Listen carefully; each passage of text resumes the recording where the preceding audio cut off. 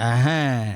Utafiti umebaini kuwa wale wasichana wa wale wa mashinani asilimia kubwa ikiwa ni asilimia 80 yao huwa na malengo, huwa kuna malengo maishani, na wao wale wa mashinani na wao hujitahidi sana kufikia malengo yao.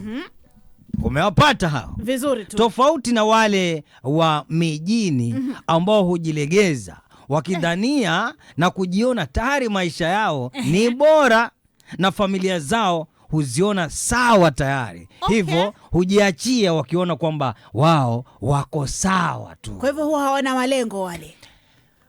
Kuweka malengo kwao si kipaumbele. Wao kuweka malengo kwao si kipaumbele kwa sababu ataangalia. Wao si wanaishi mjini. Wanaweka for fun. Si wamezaliwa mjini. Sasa wamezaliwa mjini, wakiangalia familia yao, sisi ni watu tunaishi mjini. Kama ni familia yetu, nyumba iko nyumba iko, majumba yako labda, alafu mzee pale ana kazi nzuri, mambo kama yale, yani happy home. Sasa wakati mwingi wanadada kama wale hujiachia.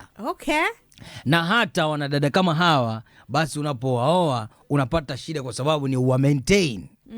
Kuwa maintain inakuwa shida.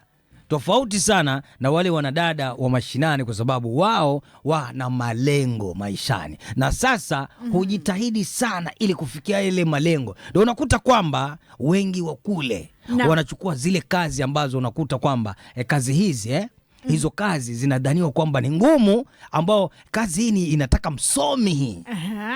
Hii kazi ni ya msomi hii. Sasa mwanadada unakuta yeye ndo ameipiga ile kazi, ni engineer.